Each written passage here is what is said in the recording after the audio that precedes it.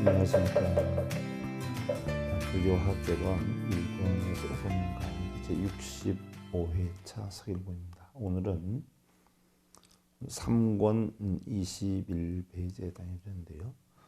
불교 계율의 성립에 대해서 살펴보겠습니다. 불교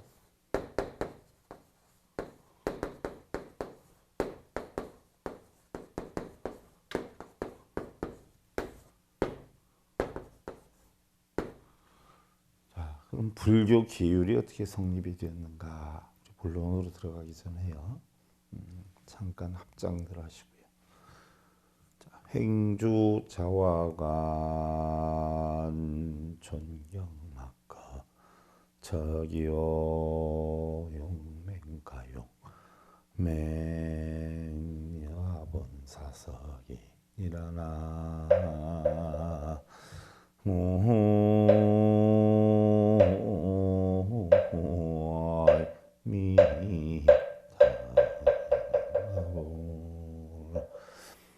행주 자화관 다니고 머물고 앉고 눕는 동안에도 촌경 막거척이라 한순간도 우리가 헛되이 보내서는 아니 되고 용맹가용맹 용맹에 용맹을 더해서 정진하기를 여화본사석이라 본래 스승이신 부처님과 같이 해야 한다.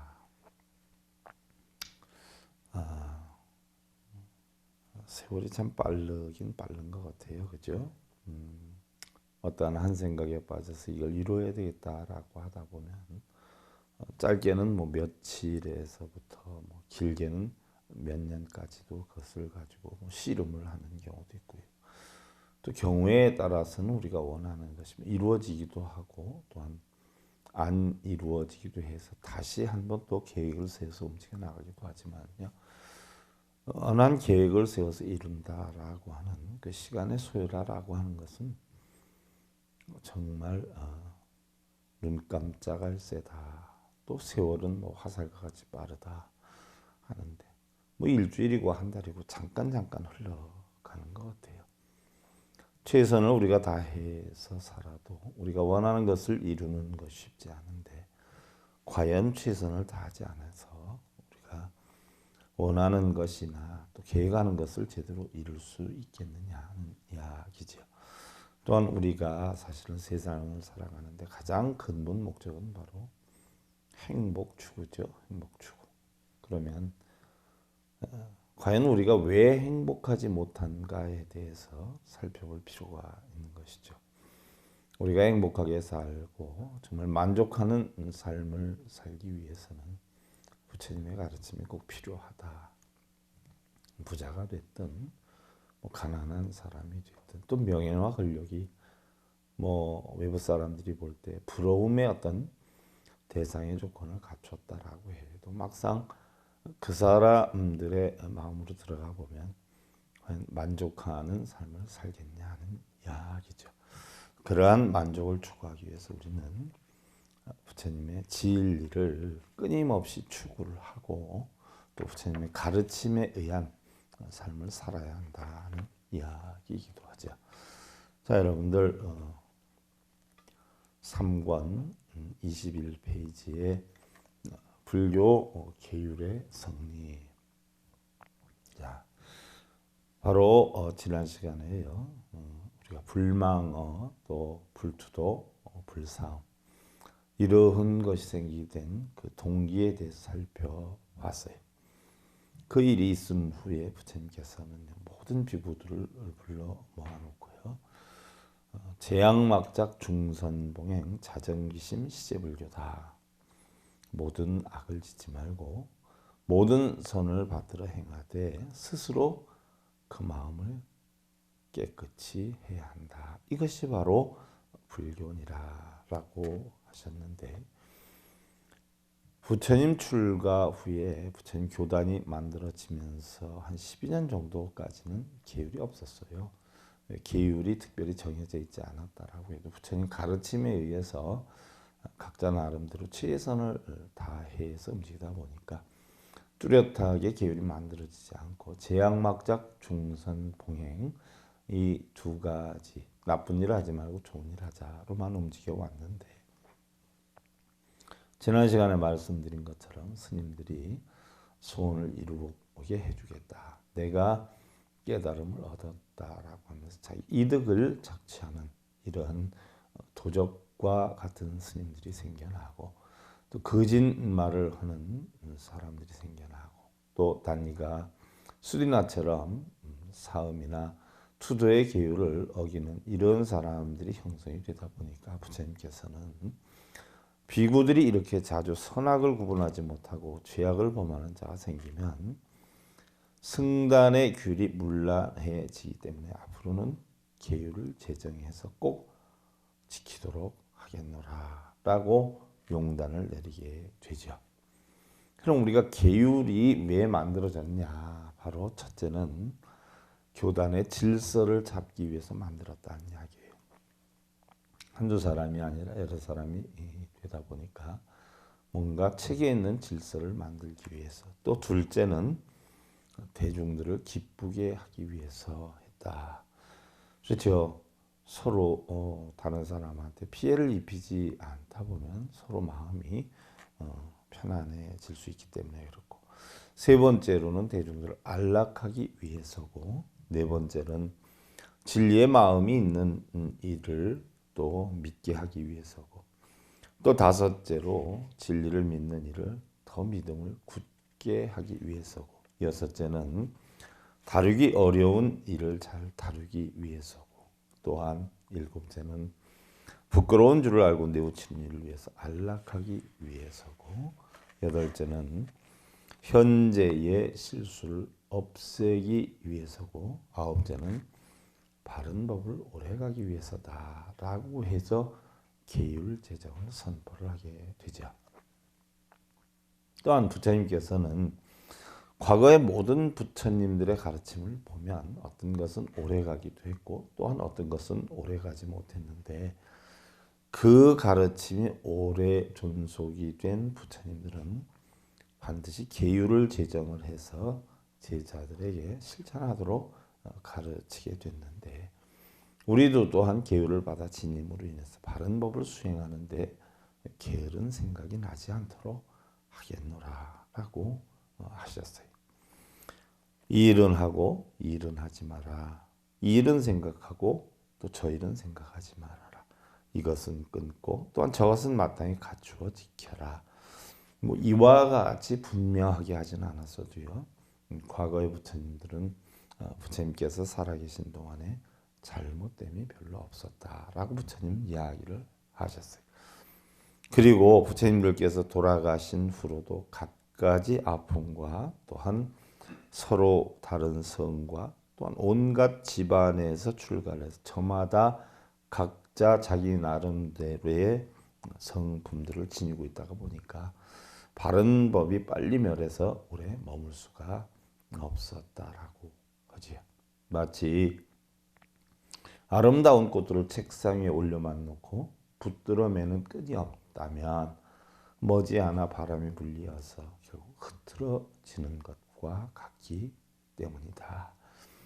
그래서 부처님이 이 일이 있은 후에 법장 사리부타에게 이야기를 하고 또한 법장 사리부타, 사리불존자는 계율을 제정을 해서 부처님의 허락을 얻은 뒤에 대중 앞에 계율의 제정을 선포를 했어요. 이것이 바로 능엄경에 수록이 되어 있는 근본사계인데요. 근본사계다라고 하면요. 우리 불교의 계율이 여러 가지가 있단 말이죠. 보살 10중 대계니 48경계니 뭐 비고 250개, 비구니 348개 여러 가지가 있지만 근본사계다라고 하는 것은 어떠한 계율에도 다 포함이 되는 네 가지의 근본 계율이 그 네 가지의 근본 계율이 바로 불사음에게 두 번째로 일반 알려져 있는 처음대로 할까요? 불살생에게 그 다음에 불투도에게 그 다음에 불사음에게 그 다음에 불망의 계율이다. 해서 첫째는 살생하지 말아라, 도둑질하지 말아라, 사음하지 말아라, 거짓말하지 말아라. 이 네 개의 계율이 만들어졌는데 이 네 개의 계율을 우리는 근본 사계다 이렇게 표현을 하지요. 우리 불교 교단이 만들어지면서요 12년까지는 큰 문제가 없었다고 그래요. 또한 특별한 뭐 계율이나 규범이 없었지만 사람이 아무래도 많아지고 또 질서가 필요하다는 부처님의 이런 지시에 따라서 이러한 네 가지 근본 계율이 만들어졌는데요. 그러면 일반적으로 우리가 불살생에게다, 불살생에게다라고 하는 것은 원래는 자살하지 마라 또는 타살하지 마라 여기에서 시작이 되었다라고 해요. 자살도 하지 말고 타살도 하지 마라였는데 변형이 되어서 산 목숨을 죽이지 마라라고 해석을 하는데 본래의 뜻은요 살생하지 마라가 아니라 바로 뭐예요? 목적은 방생을 하라. 부처님 제세시에 보면은요 재물을 올리고 바라만들이 기도를 하는 그런 경우들이 많았죠. 심지어 뭐 우리가 과일이나 뭐 이런 걸 올리고 하는 경우도 있지만 그 당시에는 산 목숨을 제물로 올리고서는 기도를 하는 것도 엄청 많았어요. 그래서 결국 부처님이 뭐예요? 산 목숨을 죽이지 마라 해서 결국 죽어가는 생명도 살려줘야 되지 않겠냐라고 해가지고 대승불교적인 차원에서 우리는 불살생이다라고 해서 살생하지 말아라가 아니라 바로 뭐예요? 방생을 해라라고 해서 형성된 것이 불살생의 계율이에요. 우리는 생명이 있는 것을 직접 죽이거나 간접적으로 또 죽이도록 한다거나 또한 죽이는 것을 칭찬하거나 기뻐하지 말아야 하고 항상 자비로운 마음과 효순한 마음을 내서 내 몸과 같이 동체대비로서 온갖 중생을 사랑하고 방편으로 구하야 한다라고 했는데 우리나라에서도 보면은요 상달이라 해가지고 음력 정월이나 이 10월에 보면은 뭐 돼지머리 올려놓고 고사 지내는 분들 엄청 많아요. 근데 뭐 일반 우리 어떤 민족 뭐 풍습이다라고 해서 하는 경우도 있지만요 스님들이 그런 거 하시는 분들도 의외로 또 적지 않더란 말이죠. 결국 우리 불교에서는 그런 걸 하지 말아라라고 했던 건데 뭐 그걸 해서 가택기도를 하고 안택을 하면 집안이 잘 된다라고 해서 하는데 우리 불교에서는 사실은 그런 걸 장려하지 않았죠. 온갖 중생을 사랑하고 방편으로 구해야 한다라고 했는데 그럼 우리가 뭐 살아있는 어떤 목숨을 꼭 해를 입히거나 뭐 이런다라고 해서 우리가 살생으로 간주하는 경우도 있지만 우리 인간 관계에 있어서도요. 뭐 예를 들어서 신체적이나 인격적인 어떤 모독 행위 이것도 살생에 해당이 되지요. 또한 다른 사람의 마음을 상하게 하는 행위 이런 것도 다 살생에 해당이 돼요. 그러니까 우리 언행 자체도 냉정히 보면 상당히 신중을 기해야 된다라고 하는 건데요. 뭐 예를 들어서 여러분들 가정에서 쉽게 부부 싸움을 하다 뭐 욕하고 쟁론하고 심한 얘기하고 상대방 무시하는 얘기, 인격적으로 육체적으로 뭐 모독하는 행위 다 살생에 해당이 되죠. 또 어떤 분들은 어떻게 돼요? 보면은 차에다 염주를 들고 다녀요. 그 염주를 차에다 걸고 다니시는 분들은요. 자기 안위 아니에요. 자기는 사고 나지 말고 잘못됨이 없어야 된다라고 해서 결국 우리는 염주다라고 하는 것은요. 생각염자에 구슬 주거든요. 내가 부처가 되겠다라고 하는 생각, 부처님의 가르침대로 살아야 되겠다는 생각을 하면서 돌리는 구슬인데 결국 이것을 달고 다닌단 말이에요. 나는 부처와 같이 연기의 이차, 인연과의 이치에 의해서 세상은 공하다는 이치, 자비에서 사무량심을 봉행했다. 결국은 뭐 염주를 지니고 다니면서 염주를 돌리면서 그러한 마음의 각고를 세워서 나도 부처님과 같은 삶을 살겠다라고 다지기 위해서 우리가 돌리는 게 염주인데 이런 염주를 차에다 달고 다녀요. 달고 다니는 주된 이유는 뭐예요? 사고 나지 말라. 그런 거 아니겠어요? 그러면서도 그런 사람들이 낚시를 다니고 또 사냥을 다니는 분들이 있어요. 스포경에 보면은요. 살생을 하게 되면 지옥아기 축생수라 사취에 들어가서 결국 사막도의 고통을 받고 인간으로 태어난다라고 해도 목숨이 짧거나 그렇지 않아요. 남의 생명을 자꾸 끊다가 보면 그만큼 자기의 생명은 줄어드는 거죠. 또 남의 생명을 자꾸 보완을 해주다 보면 자기의 생명은 늘어날 수 있는 것이고요. 인연과법 아니요. 예를 하나 들어서 내가 아내고 남편에게 사랑스러운 말을 하고 존경스러운 말을 하고 평안한 말을 하면 나도 사랑스럽고 존경스러운 말을 들을 수가 있죠. 마음이 편해진단 말이죠. 그런데 남에게 해를 입히고 욕을 하고 한다라고 하면 그만큼 나도 뭐예요? 해가 돌아오고 고통이 돌아와야 되는 것이 바로 인과법이죠. 그래서 다른 생명을 해하고 다니는 사람들은요, 인간으로 태어나도 목숨이 짧거나 또 근심과 질병이 많고 그렇지 않아요. 이렇게 보면은요, 낚시하는 분들, 물고기들 이렇게 낚시바늘로 해서 낚아채잖아요. 그러면 물고기가 어떻게 돼요? 낚시바늘에 걸려서 줄줄줄 끌려온단 말이죠.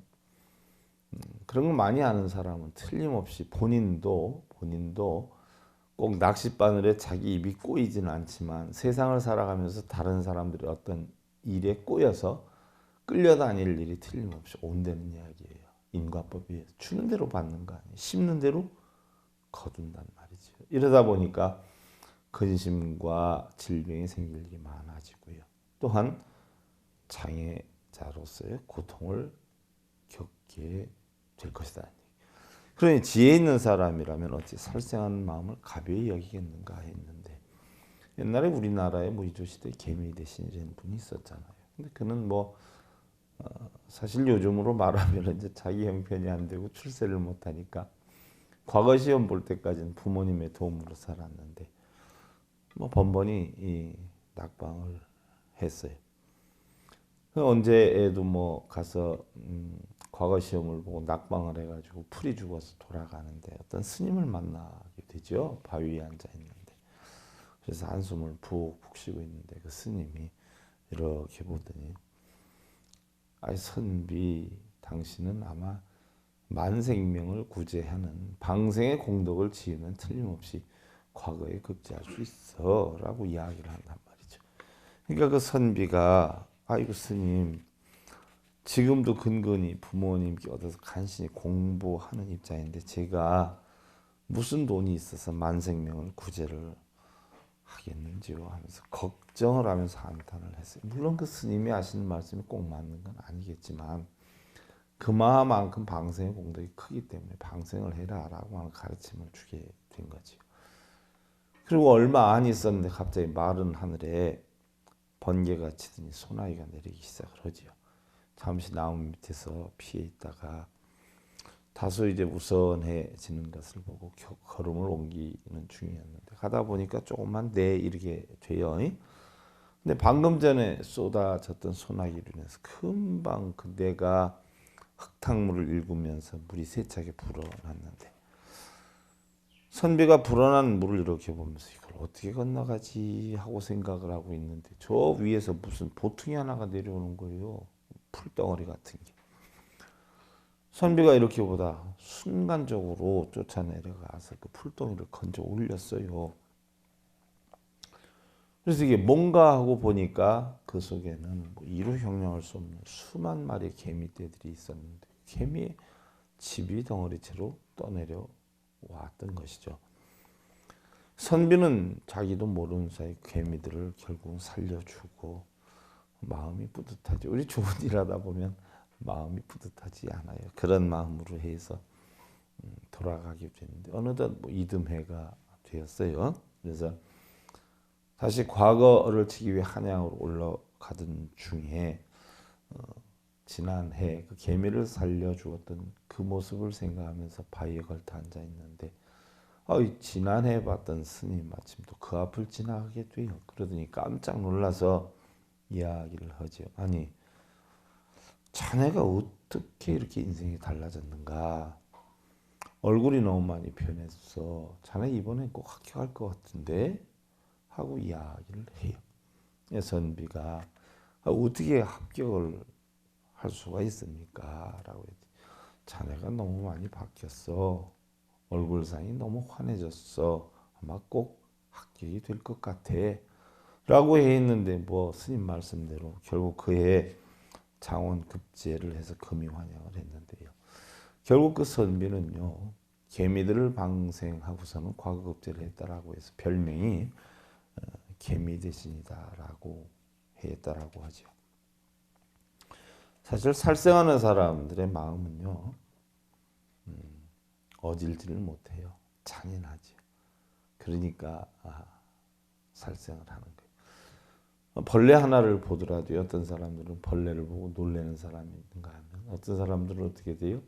이렇게 쑥 비벼서 죽이는 사람이 있고 발로 밟아서 죽이는 사람이 있고 이게 아무것도 아닌 것 같지만 뭐 그 사람의 마음에 잔인함, 냉정함 그런 것들이 겉으로 표출되는 부분이죠. 그래서 우리가 살생하는 사람들은요 마음이 어질지 못해서 보기만 해도 화를 내고 싸우려 하고 남에게 해침을 주려고 한다라고 하죠. 하지만 방생하고자 하는 사람의 마음은요 항상 포근하고 자비롭고 사랑스럽기 때문에 항상 웃고 기쁨을 만들어간다라는 이야기인데 제가 방생에 대해서도 몇 번 얘기를 했을 거예요. 우리 불자님들 정월되면 대부분 방생 참 많이들 다니세요. 너무나 좋은 거죠. 방생 참 좋은 거예요. 근데 방생이라는 것은요 어떤 기회를 만들어서 할 수도 있지만요 평소에 우리의 삶에서 방생을 만들어 가야 한다는 이야기. 일례를 하나 들어서 여러분들 가정에서 대화를 하는 가운데도 부부싸움을 하고 가정에서 뭐 핏대를 올려가면서 애들한테 화를 내는 분들이 있는데요. 사실은 집안의 분위기가 썰렁하면 사실 되는 게 없지 않아요. 집안에서는 그래서 제가 항상 말씀드리는 게 우리 보살님들 집에서 빵긋빵긋 웃고 있는 것만 해도 엄청 큰 방생이다라고 제가 표현을 하지요. 신랑이 힘든 일을 겪을 때, 어려운 일을 겪을 때 자식이 또한 어떠한 부모님께 혼날 만한 죄를 졌을 때 그것을 포용하고 용납하고 이해하는 그런 마음이 바로 방생의 마음이다. 좀 미꾸라지 한 마리를 살려주는 것보다 자식에게 희망을 주고 자식의 잘못을 포용해주고 남편에게 용기를 주는 그런 방생이야말로 정말 얼마나 훌륭한 방생이냐는 이야기예요. 다음이 이제 불투도의 계율인데요. 불투도다라고 하는 것은요. 남의 물건을 훔치거나 훔치게 하거나 또한 다른 사람이 훔치는 것을 보면 못하게 하고 주지 않는 것을 갖지 않되 대승적인 근본 뜻은 보시를 행하는 데 있다. 결국 도둑질하지 말라는요. 소승적인 차원에서 보면 우리가 도둑질하지 말아라 이렇게 보는데 대승적인 차원에서 보면 뭐예요? 보시를 해라는 이야기예요. 일례를 하나 들어서 여러분들 어떤 분들이 그러세요. 스님 자비를 베풀어 주십시오.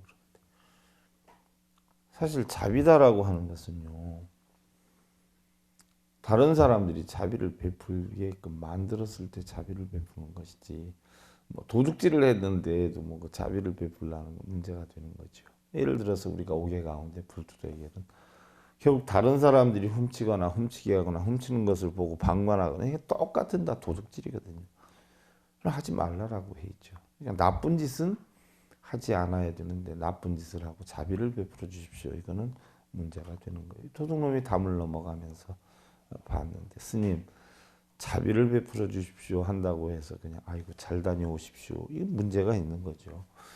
사실 우리는 성실하게 노력해서 얻어지는 자신의 분을 지켜서 만족감을 느껴야 되고요. 알뜰하고 근면한 마음으로 생활을 하고 또한 우리가 살면서 물건들을 가지거나 소유하는 것도 결국 지극히 짧은 시간에 지나지 않는다는 것을 잘 알아서요. 부질없는 탐욕을 만들어서는 아니 된다는 이야기죠.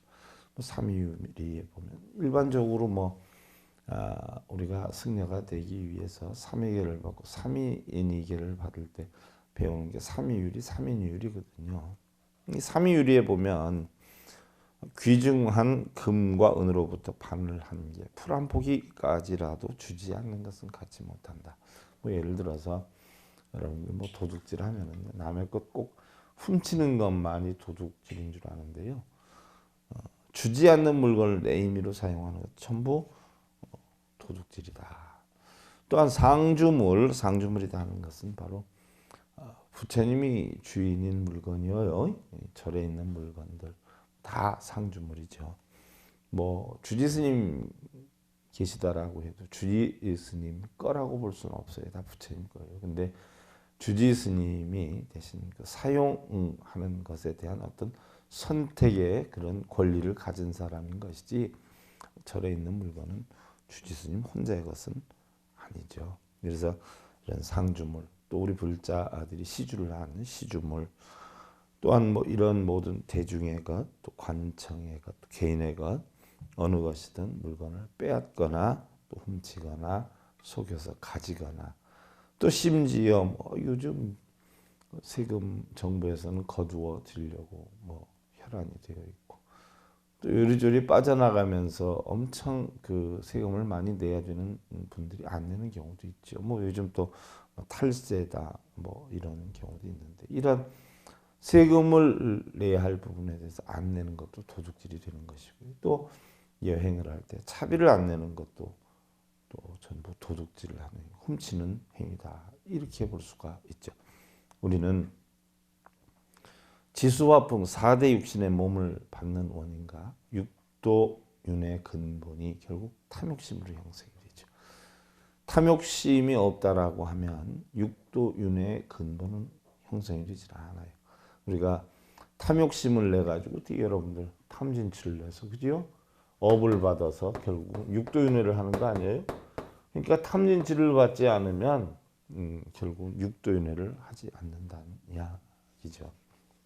그래서 결국 도둑질이라는 것은요, 탐욕심에서 비롯이 되고 훔치는 것뿐만이 아니라 주지 않은 것을 내 임의대로 가져가는 것도 전부 뭐예요? 탐욕심이다. 옛날 교본바제라고 하는 사람이 있었는데, 태어났는데 발이 소의 발굽을 닮았대요. 그리고 음식을 먹으면 소처럼 되새김질을 하고, 그런데 알고 보니까 전생에 조밭을 지나가다가 호기심이 나서 조 한 목을 부벼서 먹고 한 목을 땅에 떨어뜨린 인연으로 과보를 받은 것이다. 우리 어렸을 때도 보면 촌에서요, 보리밭가에 이렇게 지나가다 보면 보리를 몇 개 잘라가지고 불 떼서 어떻게 돼요? 식감정 만들어서 비벼서 먹기도 하고 하지 않았어요? 이게 아무것도 아닌 것인데 허락 없이 먹어서 결국은 도둑질의 업을 받게 된다는 이야기죠. 또한 당나라 모래차가 자식을 낳았는데요, 머리가 돼지 머리고 코는 코끼리 코를 닮았고 양볼은 물고기와 같고 다리는 또 당나귀를 닮았고 얼굴에는 세 줄의 글이 있었다라고 해요. 그 세 줄의 글을 가만히 보니까 전생의 계원사에 돈 3,000냥과 배 한 피를 갚지 못하였노라라는 내용이 쓰여 있었다라고 하는데요.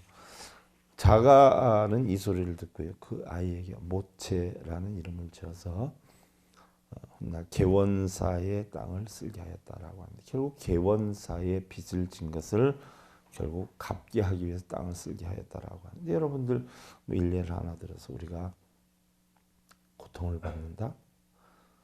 그럼 고통이 어디에서 생겨난 것인가를 알아야 돼요. 왜 우리가 고통을 받는가? 원인이 무엇인가를 찾아야죠. 우리 전부 사실 부처님법 왜 배워요? 행복하려고 배운단 말이죠. 근데 행복하지 않아요. 그러면 행복하지 않은 원인이 어디에 있는가를 찾아야 돼요. 무조건 뭐 우리가 빌고 절하고 이래서 행복을 추구할 수 있는 거 아니고요. 또한 우리가 현재 겪고 있는 고통이 그걸 인해 가지고 없어지는 건 아니에요. 물론 우리가 절하고 염불하고 독경사경하는 그 순간은 잊어버릴 수 있어요. 그래서 그걸 하는 동안만큼은 잊어버리기 때문에 잠시 편안함이 오지만, 그로 인한 과보나 업장이나 그런 것이 없어지는 것은 아니다.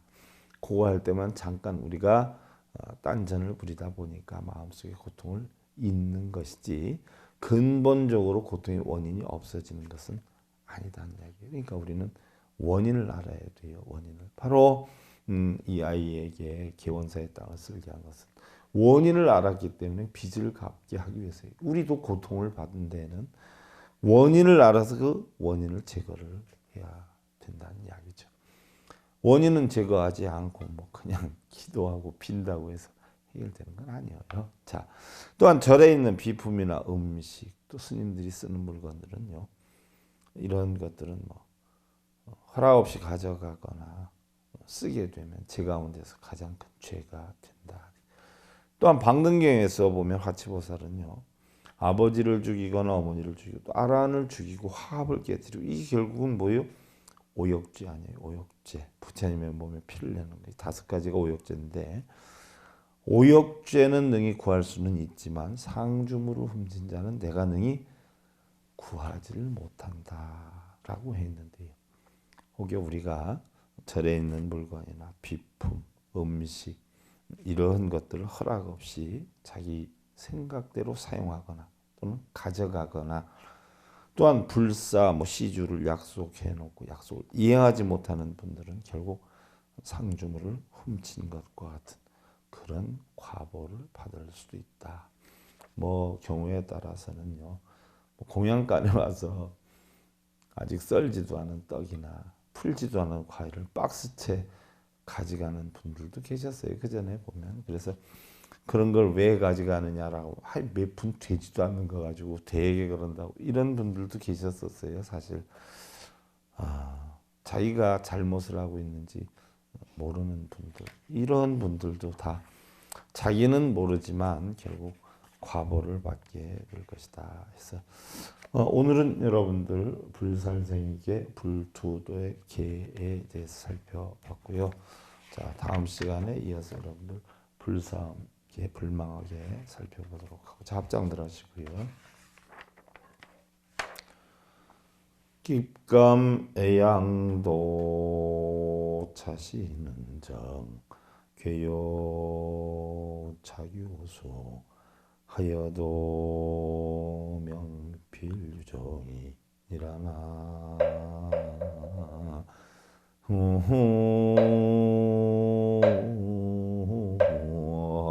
미타 좋은 음식 길러봐도 몸은 끝내 무너지고 비단으로 올싸줘도 이내 목숨 마치리니 이랬어요. 아무리 우리가 탐욕을 내서 좋은 음식과 비단으로 결국 감싸고 산다라고 해도 우리 몸은 어떻게 돼요? 다 지수화풍 사대로 돌아간다. 한 줌의 흙과 재분이 안 된다. 어차피 없어지는 걸 가지고 우리는 어리석기 때문에 그것을 인해서 시비, 쟁론, 괴로움을 받는 것이다 하는 이야기예요. 지혜로운 부처님의 진리를 깨쳐서 늘 여유하고 평안한 삶이 되시길 기원드리면서요. 불교학 결론 1권에서 5권 제65회차 오늘 3권 불살생과 불투도 불교 계율의 성립에 대해서 살펴봤습니다. 서일봉입니다. 감사드립니다. 성불하십시오.